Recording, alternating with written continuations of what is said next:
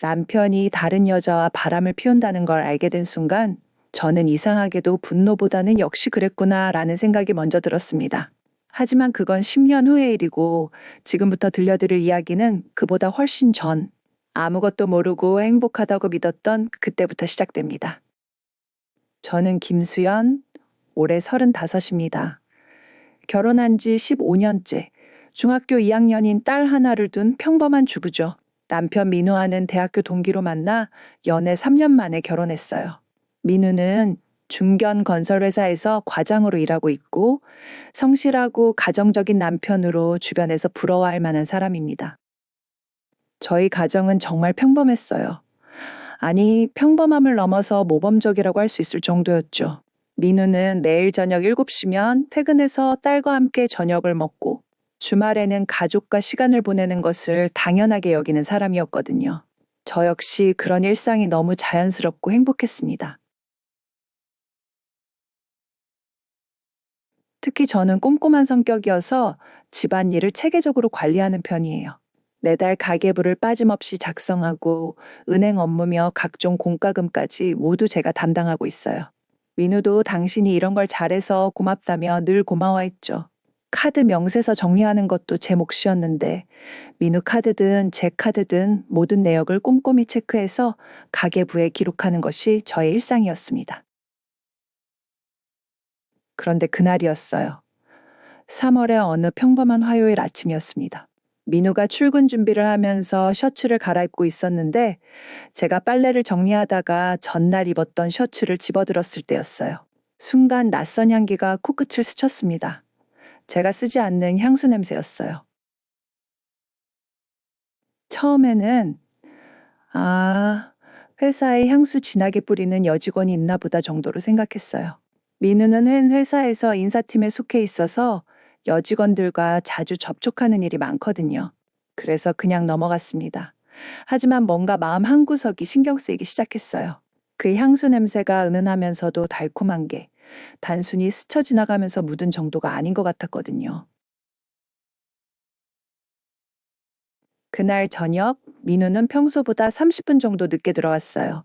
회사 회식이 좀 길어졌어 라고 하면서 들어왔는데 이상한 건 술 냄새가 전혀 나지 않는다는 것이었습니다. 회식을 했다면 당연히 술 냄새가 날 텐데 말이죠. 민우는 평소 술을 잘 못 마시는 편이지만 그래도 회식 자리에서는 맥주 한 잔 정도는 마시거든요. 오늘 회식 어땠어? 저는 자연스럽게 물어봤습니다. 아, 그냥 뻔한 얘기들이었지. 신입사원들 교육 관련해서 얘기하다 보니 시간이 좀 걸렸어. 민우는 대수롭지 않게 대답했어요. 그때는 별로 의심하지 않았습니다. 하지만 며칠 후부터 민우의 패턴이 조금씩 달라지기 시작했어요. 평소 집에 오면 바로 편안한 옷으로 갈아입고 소파에 앉아서 TV를 보거나 딸과 얘기를 나누곤 했는데 그때부터는 집에 오자마자 샤워부터 하는 일이 많아졌어요. 왜 요즘 들, 왜 요즘 들어오자마자 씻어? 예전에는 안 그랬는데. 아, 요즘 미세먼지가 심해서 밖에서 오면 몸이 끈적끈적해. 그래서 빨리 씻고 싶어져. 일리 있는 말이었어요. 실제로 그 시기 미세먼지가 심했거든요. 하지만 뭔가 어색한 느낌은 지울 수 없었습니다. 결정적으로 이상하다고 생각한 건 일주일 후 카드 명세서를 정리하면서였어요. 저는 매월 말에 카드 명세서를 받으면 항목별로 분류해서 가계부에 기록하는 습관이 있거든요. 식비, 교통비, 의료비, 문화비 이런 식으로 나눠서 말이에요. 민우 카드 명세서를 보다가 생소한 가게 이름을 발견했습니다. 카페 로즈마리라는 곳에서 커피 2잔 값이 결제되어 있더라고요. 금액도 15,000원으로 단순한 커피 한 잔 값치고는 좀 비싸다는 생각이 들었어요. 여보, 카페 로즈마리가 어디야? 우리 동네에 그런 카페 있었나? 저는 자연스럽게 물어봤습니다. 아, 어디였지? 회사 근처인 것 같은데. 동료랑 커피 마신 것 같은데 정확히 기억이 안 나네. 민우는 TV를 보면서 대충 대답했어요. 그때도 크게 의심하지는 않았어요. 하지만 마음 한구석에서는 회사 근처라면 평소에 가던 카페가 있는데 왜 굳이 새로운 카페에 갔을까라는 생각이 들었습니다. 민우는 새로운 곳을 잘 시도하지 않는 성격이거든요. 항상 가던 곳, 익숙한 곳을 선호하는 편이에요. 며칠 더 지나면서 작은 변화들이 누적되기 시작했어요. 핸드폰을 테이블 위에 놓을 때도 예전에는 화면이 위로 오게 놓았는데 어느 순간부터 뒤집어서 놓더라고요. 그리고 핸드폰 소리가 나면 예전처럼 대수롭지 않게 받지 않고 한 번씩 화면을 확인한 다음에 받기 시작했어요. 누구야? 제가 물으면 회사에서 업무 관련 연락이야 또는 스팸 전화였어. 이렇게 대답하곤 했습니다. 변화는 주말에도 나타났어요. 평소 민우는 주말이면 집에서 뒹굴거리거나 가족과 함께 마트에 가거나 영화를 보는 것을 좋아했어요. 그런데 어느 주말부터 골프 연습을 좀 해야겠어 라며 나가기 시작했어요. 골프? 언제부터 골프에 관심이 생겼어? 저는 놀라서 물어봤습니다. 민우는 골프에 전혀 관심이 없었거든요. 오히려 골프는 돈 낭비야 라고 말하곤 했었어요. 회사에, 회사에서 접대 골프가 늘어나서 배워야 할 것 같아. 요즘 승진하려면 골프 정도는 할 줄 알아야 한다더라고. 합리적인 이유였어요. 실제로 민우 회사에서는 접대가 중요한 부분을 차지했거든요. 하지만 뭔가 어색했던 건 평소 민우라면 이런 결정을 할 때 미리 상의했을 텐데 이번에는 혼자 결정하고 나서 알려준다는 점이었어요. 그럼 골프용품도 사야 하는 거 아니야? 아직은 연습장에서 빌려주는 걸 쓰고 나중에 어느 정도 되면 사려고.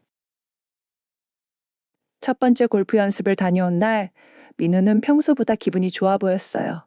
샤워를 마치고 나오면서 생각보다 재밌더라며 웃었거든요. 하지만 저는 이상한 점을 하나 발견했습니다. 민우 차 앞좌석에 떨어져 있던 여성용 헤어핀이었어요. 검은색 작은 헤어핀이었는데 분명 제 것이 아니었어요. 저는 헤어핀을 거의 사용하지 않거든요. 머리가 짧은 편이라 필요가 없었어요. 딸 것일 가능성도 있었지만 딸은 민우 차를 타는 일이 거의 없었고 그날도 학교에 있었으니까 불가능했죠. 여보, 이거 누구 헤어핀이야? 저는 헤어핀을 들어보이며 물어봤어요. 민우는 잠깐 당황하는 표정을 지었다가 아, 그거? 며칠 전에 회사 후배가 차를 좀 태워달라고 해서 태워줬는데 그때 떨어뜨린 것 같네라고 대답했어요. 회사 후배요? 음, 신입사원인데 차가 고장나서 급하게 병원에 가야 한다고 하더라고. 그래서 태워다 줬어. 또다시 합리적인 설명이었어요. 민우는 원래 남을 도와주는 것을 좋아하는 성격이었거든요. 하지만 왜 그런 일이 있었다는 얘기를 그때 하지 않았을까 하는 의문이 들었습니다. 그날 밤 잠들기 전에 저는 이상한 기분에 빠져 있었어요. 하나하나는 모두 설명 가능한 일들이었지만 뭔가 전체적인 그림이 어긋나는 느낌이었거든요. 마치 퍼즐 조각들이 겉보기에는 맞는 것 같지만 실제로는 억지로 끼워 맞춘 것 같은 느낌 말이에요. 민우는 제 옆에서 평온하게 잠들어 있었어요. 규칙적인 숨소리를 내며 깊게 자고 있는 모습을 보니 제가 너무 예민하게 생각하는 건 아닐까 하는 생각도 들었습니다. 15년을 함께 살아온 남편인데 이런 작은 것들로 의심하는 제 자신이 초라하게 느껴지기도 했어요. 하지만 마음 깊숙한 곳에서는 이미 무언가 잘못되었다는 직감이 자리 잡고 있었어요. 여자의 직감이라고 하죠. 그날 밤 저는 오랫동안 잠들지 못했습니다. 천장을 바라보며 계속 생각에 잠겨 있었어요. 과연 이 모든 것들이 단순한 우연의 일치일까요? 아니면 제가 모르는 무언가가 벌어지고 있는 걸까요? 그때는 몰랐어요. 이 작은 균열이 앞으로 저의 인생을 완전히 뒤바꿀 시작이라는 것을 말입니다. 거짓말이라는 건 참 무서운 것 같습니다. 처음에는 작고 사소한 것부터 시작해서 나중에는 진실과 거짓을 구분할 수 없을 만큼 자연스러워지거든요. 지금 생각해보면 그때부터 민우의 거짓말들이 본격적으로 시작되었던 것 같아요. 첫 번째 이상한 점을 발견한 지 몇 주가 지났을 무렵 민우의 행동 패턴에는 더욱 뚜렷한 변화가 나타나기 시작했습니다. 가장 눈에 띄는 건 주말 패턴의 변화였어요. 결혼 15년 동안 민우는 주말을 집에서 보내는 것을 당연하게 여겼거든요. 주말까지 밖에 나가면 언제 쉬어? 라고 말하던 사람이었는데 말이죠. 그런데 어느 토요일 아침 민우가 평소와 다르게 일찍 일어나더니 운동복으로 갈아입기 시작했어요. 어디 가는 거야? 제가 물어봤죠. 아, 골프 연습장에 가려고. 요즘 연습을 좀 해야겠어. 민우는 거울을 보면서 머리를 다듬었어요. 골프 연습장이 집 근처에 있었나? 회사 쪽에 괜찮은 곳이 있다고 해서. 거기가 시설도 좋고 강사도 잘 가르친다더라. 회사 쪽이라면 집에서 40분은 걸리는 거리예요. 집 근처에도 골프 연습장이 있는데 굳이 그렇게 멀리 가야 할 이유가 있을까 싶었지만 저는 그냥 그래. 조심해서 다녀와 라고 말했습니다. 민우가 나간 후 저는 이상한 기분이 들었어요. 뭔가 석연치 않다는 느낌이었죠. 평소 민우라면 새로운 곳에 가기 전에 미리 인터넷으로 찾아보고 저에게도 여기 어떤 것 같아? 라며 의견을 물어봤을 텐데 이번에는 그런 과정이 전혀 없었거든요.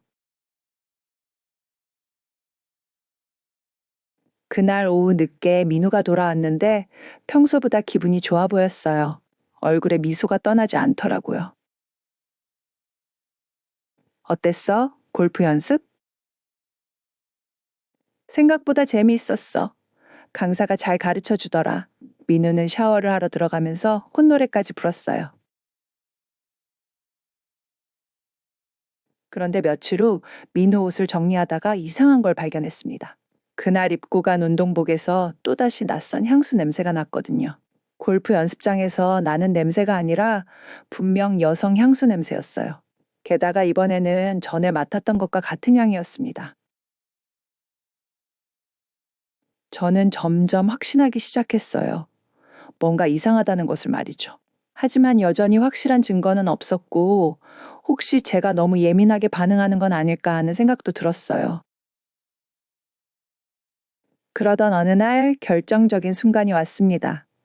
민우가 샤워를 하러 들어간 사이 테이블 위에 놓인 민우의 휴대폰이 진동했어요. 평소라면 그냥 전화 왔어 라고 외쳤을 텐데, 그날은 왜 그랬을까요? 화면을 힐끗 봤더니 카카오톡 메시지였어요.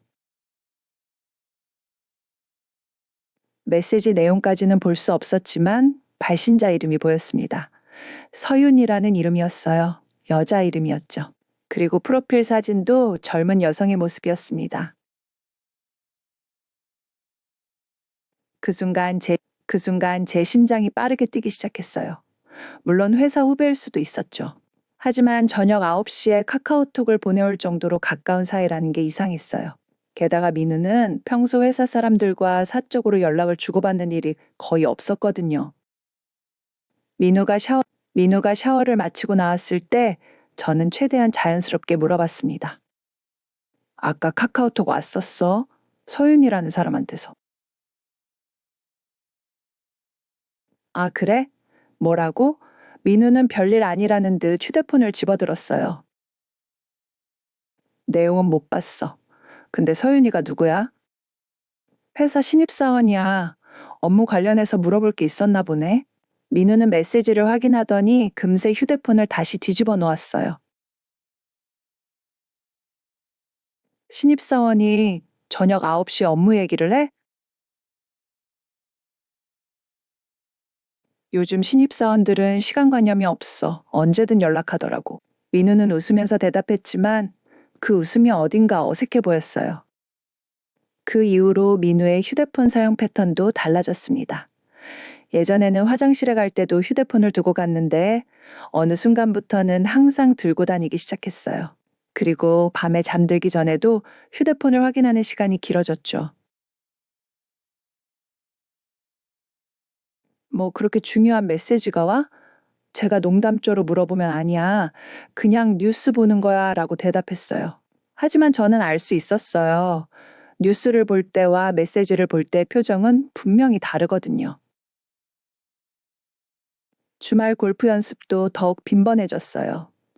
토요일뿐만 아니라 일요일에도 나가기 시작했고, 때로는 오후 늦게까지 들어오지 않았어요.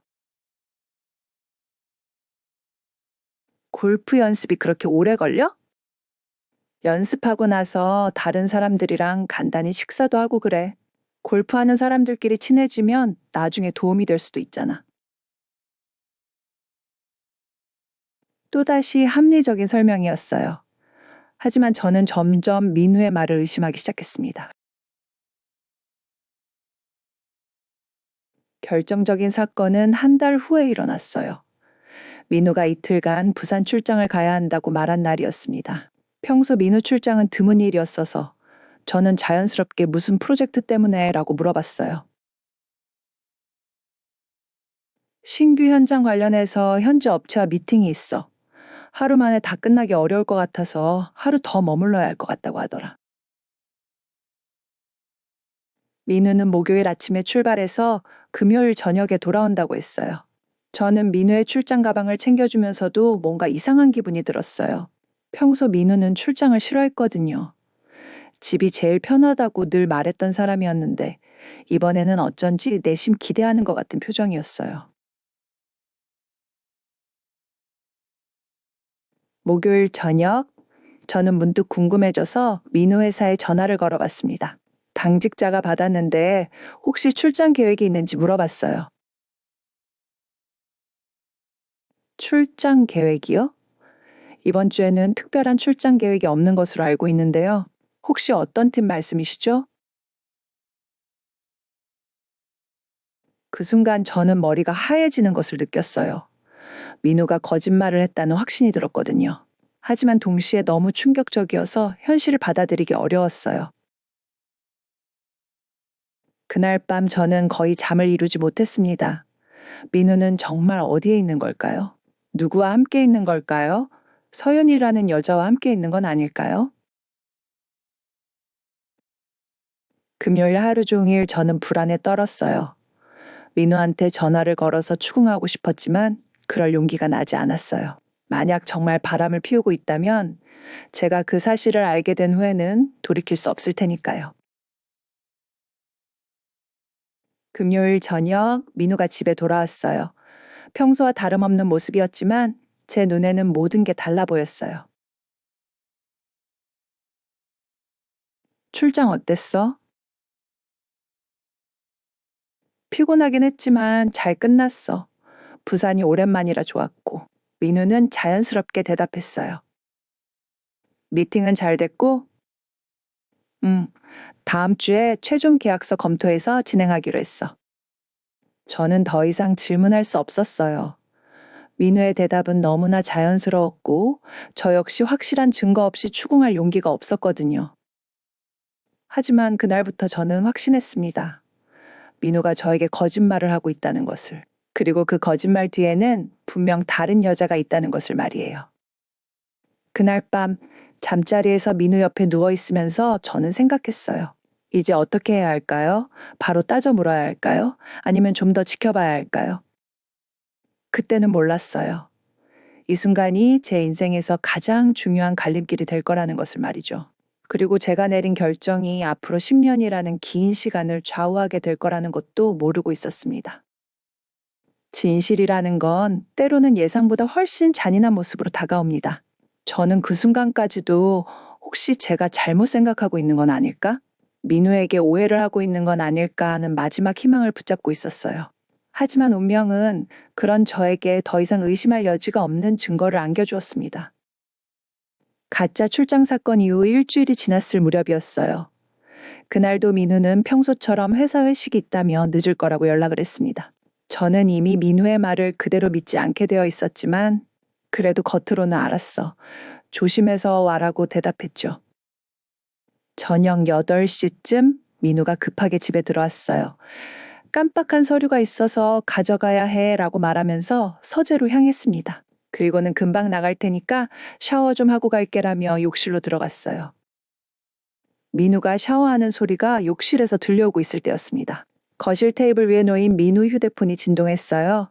처음에는 그냥 지나치려 했는데 연속으로 메시지가 들어오는 소리가 계속 들렸어요. 그 순간 제 마음속에서 이상한 충동이 일어났습니다. 평소라면 절대 하지 않았을 일인데 그날은 왜 그랬을까요? 저는 조심스럽게 휴대폰 화면을 보았어요. 화면에 떠 있는 카카오톡 메시지가 제 눈에 들어왔습니다. 발신자는 서윤이었고 메시지 내용이 그대로 보였어요. 여보, 오늘 저녁에 봐요.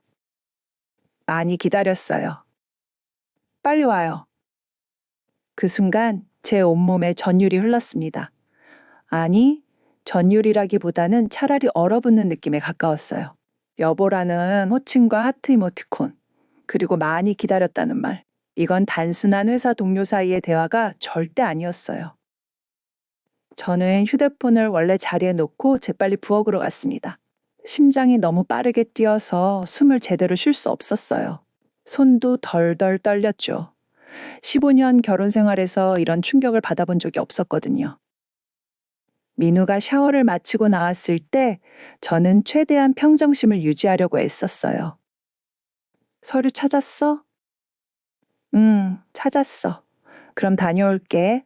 민우는 평소와 다름없는 목소리로 대답했어요. 언제쯤 들어와? 글쎄, 11시쯤? 회식이 좀 길어질 것 같아. 민우는 넥타이를 매면서 거울을 보고 있었어요. 그 모습을 보면서 저는 소름이 돋았습니다. 어떻게 이렇게 자연스럽게 거짓말을 할 수 있을까요?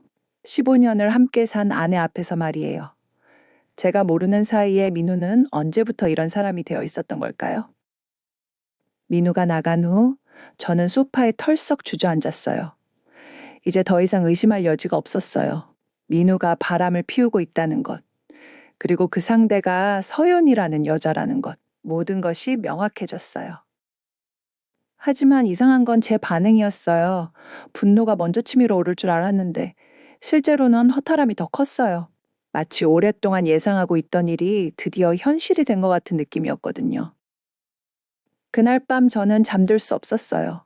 민우가 11시가 넘어서 들어왔는데 샤워 냄새가 아닌 향수 냄새가 났어요. 그 냄새를 맡는 순간 저는 모든 것을 알 수 있었어요. 민우가 어디서 무엇을 하고 왔는지 말이에요. 회식 어땠어? 저는 침대에 누워서 물어봤어요. 뻔한 얘기들이지 뭐. 피곤해 죽겠어. 민우는 대충 대답하고는 금세 잠든 척했어요. 저는 민우 옆에 누워서 천장을 바라봤어요. 이제 어떻게 해야 할까요? 바로 따져 물어야 할까요? 아니면 더 확실한 증거를 잡고 나서 해야 할까요? 다음 날부터 저는 본격적으로 민우를 관찰하기 시작했어요. 이제는 의심이 아니라 확신을 바탕으로 한 관찰이었죠. 그러니까 더 많은 것들이 보이기 시작했어요. 우선 카드 사용 내역부터 다시 살펴봤어요. 몇 달 전부터의 명세서를 쭉 펼쳐놓고 보니 의심스러운 패턴들이 선명하게 드러났어요. 매주 토요일이나 일요일에 결제되는 레스토랑 비용들. 그것도 혼자 먹기에는 너무 비싸고 가족이 함께 가기에는 저와 딸이 모르는 곳들이었어요. 특히 눈에 띄는 건 호텔 라운지나 카페에서의 결제 내역들이었어요. 카페 로즈마리도 여러 번 나와 있었고 그 외에도 호텔 라마다 라운지, 카페 블루문 같은 곳들에서 계속 결제가 되어 있었어요. 모두 제가 가본 적 없는 곳들이었죠. 더 충격적인 건 쇼핑몰에서의 결제 내역들이었어요. 여성 의류 브랜드에서 20만 원, 30만 원씩 결제된 기록들이 있었거든요. 제 생일도 결혼기념일도 아닌 날짜들의 말이에요. 이 옷들은 다 누구를 위한 거였을까? 저는 혼잣말을 중얼거렸어요. 그리고 더 중요한 발견을 했어요. 민우 카드 명세서를 복사해 두어야겠다는 생각이 든 거예요. 혹시 나중에 필요할 때가 올지 모르니까요. 저는 조용히 프린터기를 이용해 지난 6개월간의 모든 카드 명세서를 복사해서 따로 보관했어요. 그 과정에서 또 다른 사실을 알게 되었어요. 민우의 바람이 생각보다 훨씬 체계적이고 지속적이라는 것이었어요. 단순한 일회성 만남이 아니라 정기적으로 만나고 있다는 증거들이 곳곳에 있었거든요. 일주일 후 저는 더욱 결정적인 증거를 발견했어요. 민우가 또다시 골프 연습을 간다고 나간 주말이었어요. 저는 민우 차 청소를 해주겠다며 차 안을 살펴봤는데 조수석 발밑에서 여성용 귀걸이 하나를 발견한 거예요. 작고 예쁜 진주 귀걸이였는데 분명히 제 것이 아니었어요. 딸 것일 리도 없었고요. 딸은 아직 귀걸이를 하지 않거든요. 그 순간 저는 모든 퍼즐 조각들이 맞춰지는 것을 느꼈어요. 향수 냄새, 헤어핀, 가짜 출장, 카카오톡 메시지, 카드 사용 내역, 그리고 이 귀걸이까지. 더 이상 의심할 여지가 없었어요.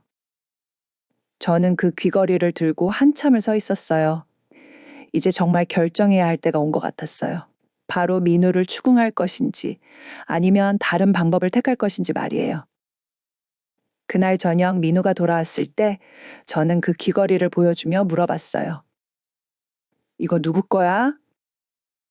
민우는 잠깐 당황하는 표정을 지었어요. 하지만 금세 태연한 척하며 대답했죠. 아, 그거? 며칠 전에 회사 사람들이랑 같이 식사하러 갔는데 누가 떨어뜨린 모양이야. 주워놨다가 주인 찾아주려고 했는데 깜빡했네. 또다시 그럴듯한 변명이었어요. 하지만 저는 이미 진실을 알고 있었어요. 그 귀걸이의 주인이 누구인지, 왜 민우 차에 있었는지 말이에요. 그럼 월요일에 회사에 가져가서 주인 찾아줘야겠네. 그래야지. 민우는 자연스럽게 대답했지만 저는 그가 절대 그렇게 하지 않을 거라는 걸 알고 있었어요. 그날 밤 저는 중요한 결심을 했어요. 바로 추궁하지 않기로 한 거예요. 대신 좀 더 지켜보면서 더 많은 증거를 모으기로 했어요. 왜냐하면 막연한 의심만으로는 민우가 끝까지 부인할 게 뻔했거든요. 더 확실한 증거가 있어야 나중에 어떤 결정을 내리든 후회하지 않을 것 같았어요. 무엇보다 딸을 생각해야 했어요. 딸은 이제 중학교 2학년이었고 가장 예민한 시기였거든요. 만약 지금 당장 이 문제를 터뜨린다면 딸에게도 큰 상처를 줄 수 있었어요. 그래서 저는 선택했어요. 당분간 모른 척하면서 차근차근 준비하기로 말이에요. 그때는 몰랐어요. 이 결정이 앞으로 10년이라는 긴 시간으로 이어질 거라는 것을 말이죠. 때로는 가장 큰 힘이 침묵에서 나온다는 것을 그때 처음 깨달았습니다. 모든 사실을 알고 있으면서도 모른 척하는 것, 그것이 얼마나 엄청난 자제력을 필요로 하는지 경험해보기 전까지는 몰랐어요. 하지만 바로 그 침묵이 저에게 가장 강력한 무기를 안겨주기 시작했습니다. 확신의 순간 이후 저는 완전히 다른 사람이 되었어요. 겉으로는 여전히 평범한 주부 김수연이었지만 속으로는 마치 탐정이 된 것 같았죠. 민우의 모든 행동을 관찰하고 분석하기 시작했습니다. 가장 먼저 한 일은 민우의 일정을 파악하는 것이었어요. 평소 민우는 자신의 스케줄을 자세히 말해주지 않는 편이었는데 이제는 제가 직접 알아내야 했거든요. 민우 회사 홈페이지를 통해 회사 일정을 확인하고 실제 회식이나 행사가 있는 날과 민우가 늦는다고 하는 날을 비교해봤어요. 결과는 충격적이었습니다. 민우가 회식이라고 하는 날 중 절반 이상이 실제로는 회사에 아무런 행사가 없는 날들이었어요. 즉, 그 시간들은 모두 서윤과 보내고 있다는 뜻이었죠. 저는 작은 수첩을 하나 마련해서 민우의 거짓말들을 기록하기 시작했어요. 날짜, 시간, 민우가 한 말, 실제 확인 결과 등을 꼼꼼히 적어두었습니다. 마치 범죄 수사를 하는 기분이었어요. 4월 15일 화요일 마이너스 팀 회식이라고 함. 실제로는 회사 행사 없음. 11시 30분 귀가. 샤워 후 바로 취침. 4월 22일 화요일 마이너스 신입사원 환영회라고 함. 인사팀 확인 결과 해당 행사 없음. 자정귀가. 향수 냄새 남. 이런 식으로 기록해두니 민우의 바람 패턴이 선명하게 보이기 시작했어요. 주로 화요일과 목요일, 그리고 주말에 만난다는 것. 만날 때마다 최소 3-4시간은 함께 보낸다는 것. 그리고 만난 후에는 항상 샤워부터 한다는 것까지 말이에요. 한 달 정도 관찰한 후 저는 서윤에 대해서도 알아보기 시작했어요. 민우 회사 홈페이지에서 직원 소개를 찾아봤더니 인사팀 신입사원 명단에 서윤이라는 이름이 있었어요. 사진까지 나와 있더라고요. 사진을 보는 순간 저는 복잡한 감정에 휩싸였습니다. 서유는 26살로 저보다 9살이나 어렸어요. 예쁘고 생기발랄한 얼굴이었죠. 대학교를 갓 졸업한 신선함이 그대로 느껴지는 그런 모습이었어요. 그 순간 저는 왜 민우가 그녀에게 빠졌는지 이해할 수 있었어요. 35의 귀여운 여성인 저와는 완전히 다른 매력을 가진 여자였거든요. 동시에 배신감도 더욱 커졌죠. 15년 결혼 생활, 그리고 한 아이의 엄마로서 살아온 시간들이 한순간에 무너지는 느낌이었어요.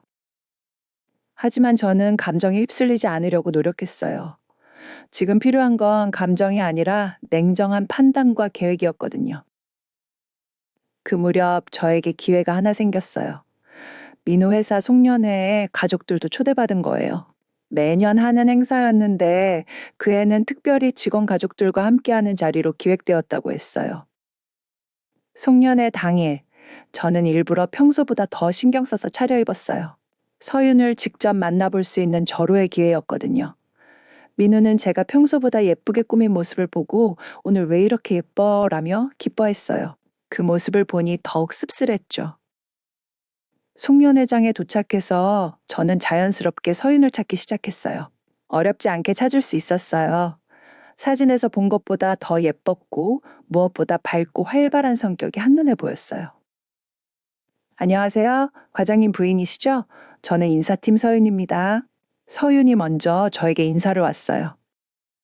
아, 네. 안녕하세요. 민우가 평소에 얘기 많이 했어요. 저는 최대한 자연스럽게 대답했어요. 과장님이 정말 좋은 분이세요. 신입사원인 저에게도 항상 친절하게 대해주시고 업무도 꼼꼼히 가르쳐 주시고요. 그 말을 들으면서 저는 아이러니를 느꼈어요. 서유는 민우와의 관계를 숨기면서도 동시에 저 앞에서 민우를 칭찬하고 있었거든요. 과연 그녀는 민우가 기혼자라는 사실을 어떻게 생각하고 있을까요? 송년회가 진행되는 동안 저는 민우와 서윤의 상호작용을 유심히 관찰했어요. 겉으로는 평범한 상사와 부하 직원의 관계로 보였지만 자세히 보면 미묘한 신호들이 오고 갔어요.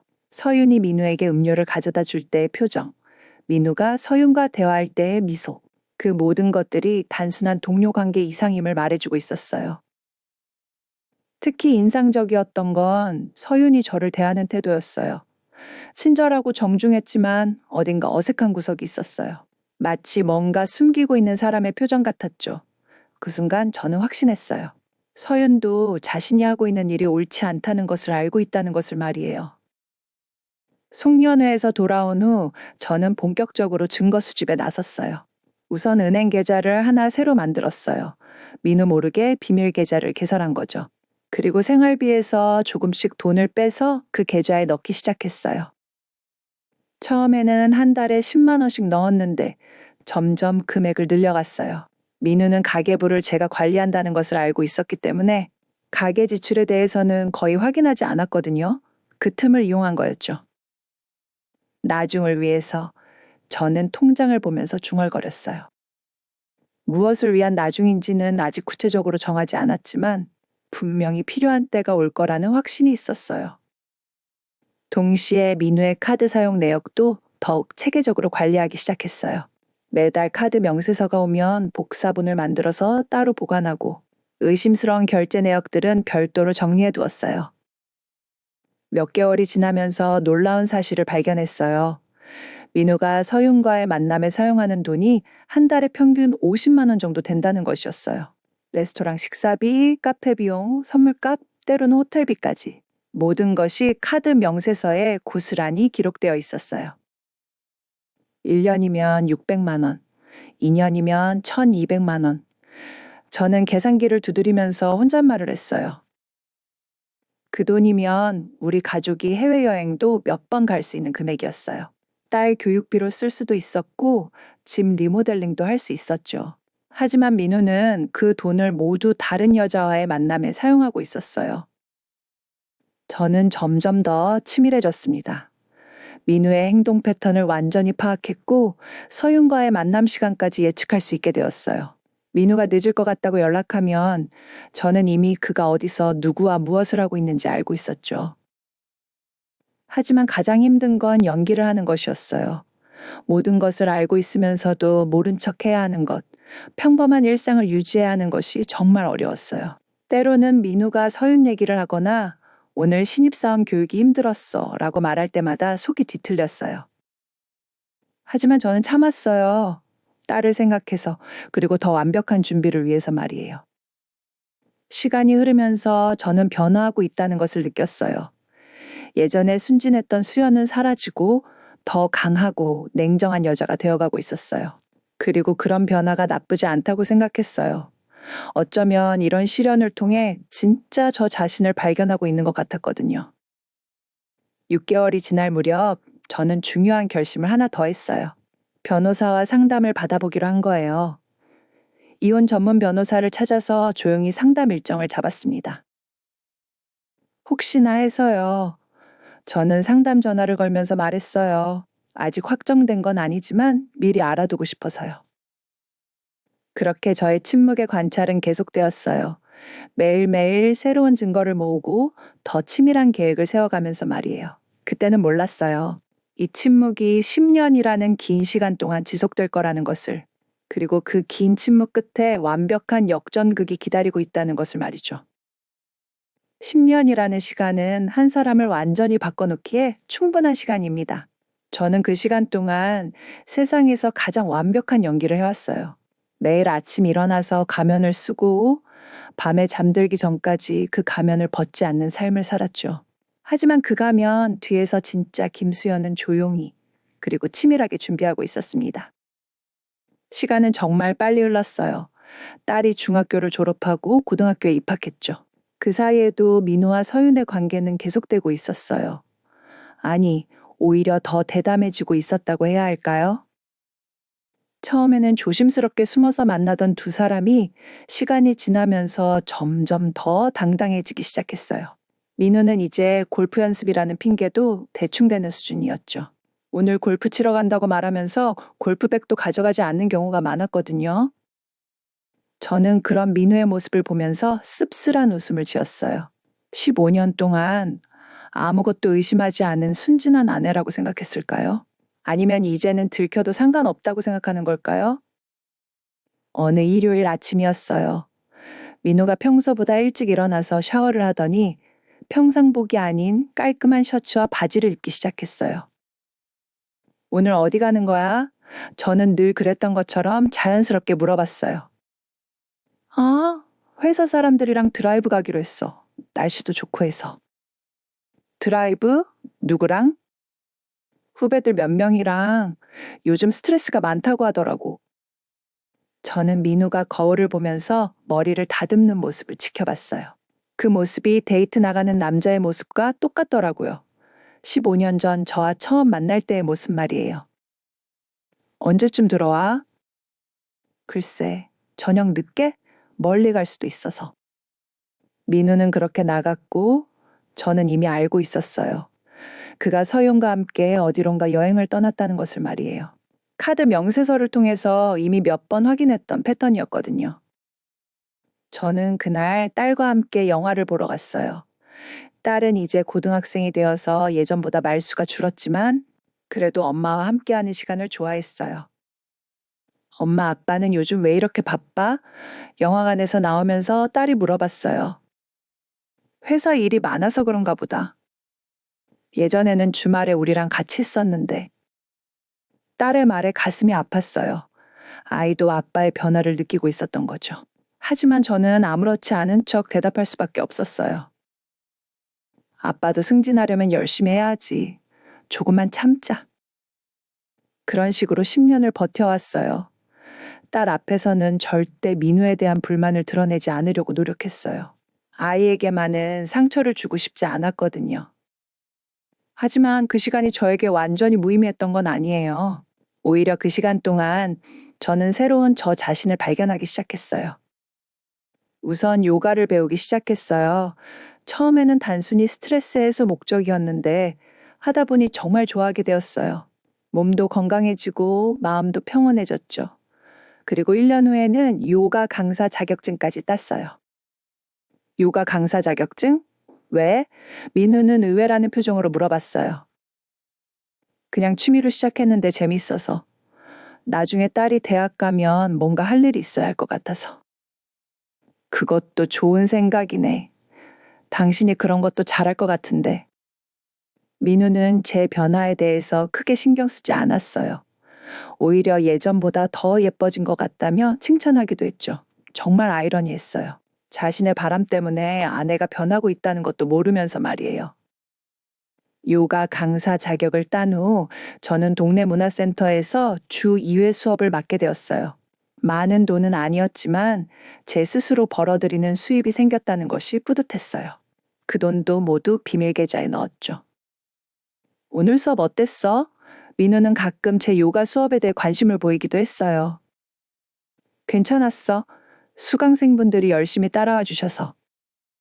그래? 우리 와이프가 강사 선생님이라니 자랑스럽네. 그런 말을 들을 때마다 저는 복잡한 감정이 들었어요. 한편으로는 허무했고 다른 한편으로는 우스웠어요. 민우는 정말 아무것도 모르고 있구나 하는 생각이 들었거든요. 시간이 흐르면서 저는 점점 더 독립적인 여성이 되어가고 있었어요. 예전에는 모든 것을 민우에게 의존했다면 이제는 혼자서도 충분히 많은 일들을 해낼 수 있게 되었죠. 그 무렵 딸이 고등학교 3학년이 되면서 대학 입시 준비가 시작되었어요. 다행히 딸은 공부를 잘하는 편이어서 좋은 대학에 갈 수 있을 것 같았어요. 엄마, 서울에 있는 대학 가도 될까? 딸이 진로 상담을 하면서 물어봤어요. 물론이지. 내가 가고 싶은 대학에 가야지. 그럼 기숙사 생활하게 될 텐데. 괜찮아. 엄마가 다 준비해 줄게. 딸의 대학 진학을 생각하니 마음이 복잡했어요. 한편으로는 아이가 잘 자라줘서 기뻤고, 다른 한편으로는 이제 정말 제 인생을 결정해야 할 때가 다가오고 있다는 생각이 들었어요. 그런 가운데서도 민우와 서윤의 관계는 계속되고 있었어요. 이제는 거의 공공연한 수준이었죠. 민우는 주말뿐만 아니라 평일 저녁에도 자주 늦게 들어왔고, 때로는 서윤과 여행도 다녀왔어요. 특히 기억에 남는 건 딸 생일날이었어요. 저희는 가족끼리 생일 파티를 하기로 했는데 민우가 갑자기 급한 일이 생겨서 늦을 것 같다고 연락을 한 거예요. 오늘 딸 생일인데? 미안해. 정말 급한 거라서. 금방 끝내고 갈게. 결국 민우는 밤 10시가 넘어서야 들어왔어요. 딸은 이미 실망해서 방에 들어가 있었고 생일 케이크는 그대로 남아 있었죠. 미안해. 정말 급한 일이었어. 민우는 미안해하는 척했지만 저는 알고 있었어요. 그날이 서윤 생일이었다는 것을 말이에요. 카드 명세서에 비싼 레스토랑 결제 내역과 선물 구매 내역이 찍혀 있었거든요. 그날 밤 딸이 잠든 후에 저는 민우에게 말했어요. 앞으로는 가족 행사만큼은 지켜줬으면 좋겠어. 알아, 미안했어. 앞으로 주의할게. 하지만 저는 알고 있었어요. 민우가 절대 바뀌지 않을 거라는 것을 말이에요. 10년이라는 시간 동안 저는 정말 많은 것들을 참아왔어요. 가족 행사를 놓치는 것, 거짓말을 하는 것, 다른 여자에게 돈을 쓰는 것, 모든 것을 알고 있으면서도 모른 척했죠. 그 시간 동안 제 비밀 계좌에는 1억 원이 넘는 돈이 모였어요. 요가 강사 수입과 생활비에서 조금씩 빼둔 돈들이 쌓인 거였죠. 그리고 민우의 카드 사용 내역도 10년치가 고스란히 쌓여 있었어요. 변호사와의 상담도 계속 받았어요. 처음에는 6개월에 한 번씩, 나중에는 1년에 한 번씩 만나서 이혼 관련 법률과 재산 분할에 대해 자세히 알아뒀죠. 이 정도면 충분한 증거가 될 것 같습니다. 변호사는 제가 가져간 자료들을 보고 말했어요. 아직은 확정된 게 아니에요. 그냥 혹시나 해서 준비하는 거예요. 알겠습니다. 하지만 언제든 필요하시면 연락 주세요. 그렇게 저는 10년간 완벽하게 준비해왔어요. 경제적으로도, 법적으로도, 그리고 정신적으로도 말이에요. 딸이 대학에 합격했을 때 저는 정말 기뻤어요. 서울에 있는 좋은 대학에 장학금까지 받고 들어갔거든요. 축하해. 정말 잘했다. 민우도 딸을 축하해줬어요. 이제 엄마랑 아빠는 둘이 살게 되네. 딸이 장난스럽게 말했어요. 그 말을 들으면서 저는 생각했어요. 이제 정말 결정할 때가 왔구나 하고 말이에요. 10년이라는 긴 침묵의 시간이 끝나가고 있었어요. 그리고 저는 준비되어 있었습니다. 완벽하게 말이에요. 어떤 순간들은 인생을 완전히 뒤바꿔 놓습니다. 10년이라는 긴 시간 동안 쌓아온 모든 준비와 인내가 단 한순간의 발견으로 인해 마침내 빛을 발하게 되는 순간 말이에요. 저에게 그런 순간이 드디어 찾아왔습니다. 딸이 대학에 입학한 지 한 달이 지난 어느 일요일 오후였어요. 민우는 평소처럼 골프 연습을 간다며 나갔고 저는 집에서 혼자 책을 읽고 있었어요. 그런데 민우가 갑자기 집으로 돌아온 거예요. 왜 벌써 와? 저는 놀라서 물어봤어요. 아, 갑자기 비가 와서 연습을 못하게 됐어. 그래서 일찍 왔지. 민우는 서둘러 화장실로 향했어요. 그런데 그때였어요. 민우가 화장실에 들어간 사이 거실 테이블 위에 놓인 민우 휴대폰에서 카카오톡 알림음이 계속 울렸어요. 한 번, 두 번, 세 번. 연속으로 메시지가 오고 있었어요. 저는 처음에는 무시하려고 했어요. 10년 동안 그래왔던 것처럼 말이에요. 하지만 알림음이 너무 자주 울려서 자연스럽게 화면이 켜졌고 그 순간 저는 숨이 멎는 것 같았어요. 화면에 떠 있는 메시지들이 제 눈에 들어왔거든요. 발신자는 여전히 서윤이었고 메시지 내용은 정말 충격적이었어요. 여보, 이제 정말 말해야 할 것 같아요. 병원에서 확인했는데 맞아요. 우리 아기예요. 이제 아내분과 정리하고 우리 함께해요. 그 순간 저는 온몸이 얼어붙는 것을 느꼈어요. 서윤 임신했다는 것. 그리고 민우에게 저와 이혼하고 재혼하자고 하고 있다는 것. 10년 동안 예상했던 일이지만 실제로 마주하니까 충격이 컸어요. 하지만 더 충격적인 건 그 다음에 온 민우의 답장이었어요. 민우가 화장실에서 나와서 휴대폰을 확인하고 바로 답장을 보내는 모습을 저는 멀리서 지켜봤거든요. 민우가 보낸 메시지 내용까지는 볼 수 없었지만 그가 답장을 보내고 난 후의 표정을 보니 대충 짐작할 수 있었어요. 기쁘면서도 복잡한 표정이었거든요. 누구한테서 연락 왔어? 저는 최대한 자연스럽게 물어봤어요. 아, 회사 동료야. 내일 회의 자료 관련해서. 민우는 거짓말을 했어요. 10년 전과 똑같은 방식으로 말이에요. 그날 밤, 저는 잠들 수 없었어요. 서윤이 임신했다는 사실, 그리고 민우에게 이혼을 요구하고 있다는 사실이 계속 머릿속을 맴돌았어요. 한편으로는 드디어 끝이 보이는구나 하는 생각이 들었어요. 10년 동안의 침묵과 준비가 마침내 필요한 순간이 온 것 같았거든요. 다음 날 아침, 민우는 평소보다 일찍 출근했어요. 아마 서윤과 만나서 상황을 정리하려는 것 같았죠. 저는 민우가 나간 후 바로 변호사 사무실에 전화를 걸었어요. 선생님, 저 김수연입니다. 상담받았던. 아, 네. 기억해요. 무슨 일이세요? 이제 정말 진행해야 할 것 같아요. 상대방이 임신을 했어요. 아, 그렇다면 상황이 급해지겠네요. 언제 뵐 수 있으세요? 내일이라도 가능해요. 그날부터 저는 본격적인 준비에 들어갔어요. 10년 동안 모아둔 모든 자료들을 정리하기 시작했거든요. 우선 카드 사용 내역부터 정리했어요. 10년 동안의 카드 명세서, 복사본들을 날짜 순으로 정리하고 의심스러운 결제 내역들을 모두 표시해뒀어요. 레스토랑, 호텔, 선물, 여행 비용, 모든 것이 고스란히 기록되어 있었어요. 계산해보니 10년 동안 민우가 서윤과의 만남에 사용한 돈이 총 6,000만 원이 넘었어요. 한 달 평균 50만 원씩 10년 동안 지속적으로 사용한 거였죠. 이 정도면 충분한 증거가 되겠어요. 저는 혼잣말을 하면서 자료들을 정리했어요. 그리고 제 비밀 계좌 통장도 확인해 봤어요. 10년 동안 모아둔 돈이 1억 2천만 원에 이르렀어요. 요가 강사로 번 돈과 생활비에서 조금씩 빼서 모은 돈들이었죠. 변호사와 상담을 받은 결과 저에게는 매우 유리한 조건이 갖춰져 있다는 것을 확인했어요. 이 정도 증거면 위자료나 재산 분할에서 상당히 유리할 것 같습니다.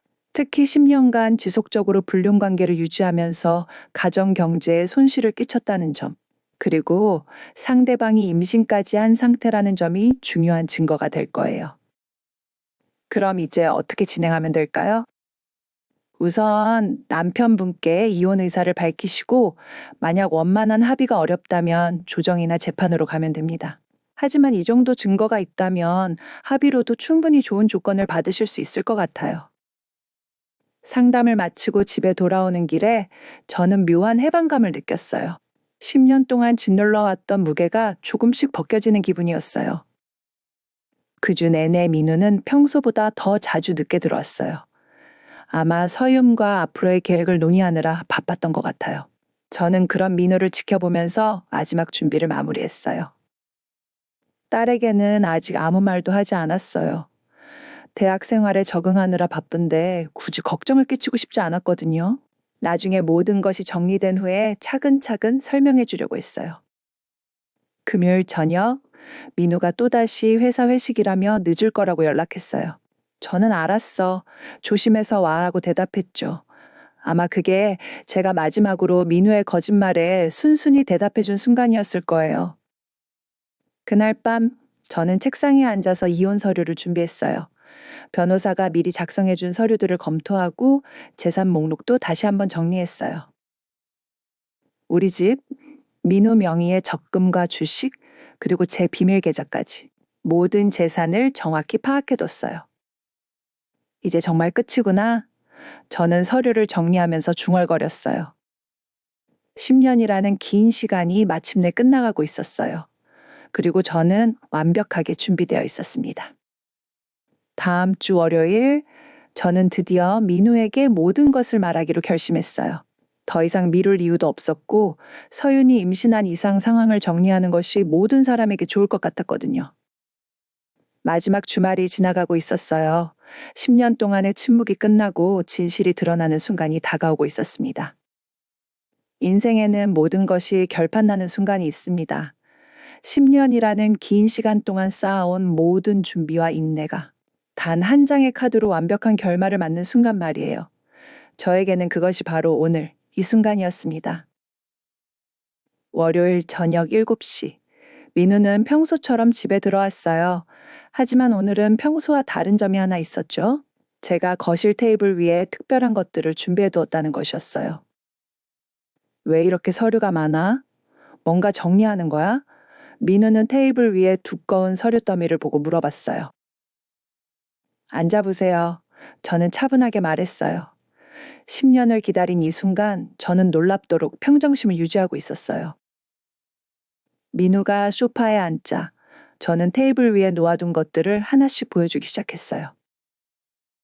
첫 번째는 한 장의 카드였어요. 아니, 정확히는 카드 명세서였죠? 이게 뭐야? 민우는 의아한 표정으로 물어봤어요. 당신이 지난 10년 동안 서윤과 바람 피우면서 사용한 모든 비용이 기록된 카드 명세서예요. 그 순간 민우의 얼굴이 하얗게 변했어요. 하지만 저는 멈추지 않았어요. 2014년 3월 15일, 카페 로즈마리에서 15,000원. 이게 시작이었죠. 기억나세요? 저는 가장 오래된 명세서를 펼쳐 보였어요. 수연아, 이게 뭔? 아직 끝나지 않았어요. 저는 민우의 말을 끊고 다음 서류를 펼쳤어요. 10년 동안의 모든 카드 사용 내역을 정리한 거예요. 호텔 라마다 라운지, 각종 레스토랑, 선물 구매, 심지어 서윤과 함께 간 여행비까지 모든 것이 여기 있어요. 민우는 말을 잃고 서류들을 바라보기만 했어요. 총 금액이 6,127만 원입니다. 한 달 평균 51만 원씩 10년 동안 꾸준히 다른 여자를 위해 쓴 돈이에요. 우리 딸 교육비로 쓸 수도 있었고 가족 여행비로 쓸 수도 있었던 돈을요. 저는 계산기까지 보여주며 정확한 숫자를 말했어요. 민우는 점점 더 작아지고 있었죠. 그리고 이것도 보세요. 저는 두 번째 서류 뭉치를 꺼냈어요. 지난 10년간 당신이 저에게 한 모든 거짓말들을 기록한 거예요. 가짜 출장, 가짜 회식, 가짜 골프 연습. 총 247번의 거짓말을 하셨더라고요. 수연아, 내가 아직 더 있어요. 저는 세 번째 서류를 꺼냈어요. 서윤이 임신했다는 것도 알고 있어요. 그리고 당신에게 저와 이혼하고 재혼하자고 했다는 것도요. 민우는 완전히 굳어버렸어요. 어떻게 알았냐는 듯한 표정이었죠. 10년 동안 당신이 모든 걸 숨기고 있다고 생각했겠지만 저는 처음부터 다 알고 있었어요. 단지 참고 있었을 뿐이에요. 그때 민우가 드디어 입을 열었어요. 수연아, 미안해. 정말 미안해. 나도 어쩔 수 없었어. 시간이 지나면서 너무 깊이 빠져버렸고. 어쩔 수 없었다고요? 저는 냉소적으로 웃었어요.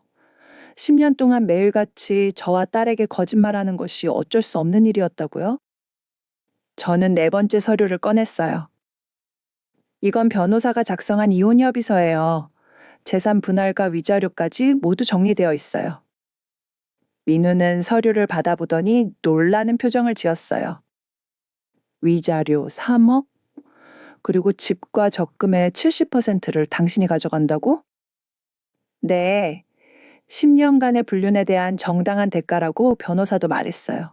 이 정도 증거가 있으면 재판에서도 충분히 인정받을 수 있다고 하더라고요. 그때 저는 마지막 카드를 꺼냈어요. 문자 그대로 카드였죠. 이게 뭐야? 민우가 물어봤어요. 제 통장이에요. 10년 동안 당신 몰래 모은 돈이 1억 2천만 원 들어있어요. 민우는 정말 충격적이라는 표정으로 저를 바라봤어요. 당신이 바람 피우는 동안 저도 준비하고 있었어요. 요가 강사 자격증도 따고 수업도 하고 조금씩 돈도 모으고 10년 동안 말이에요.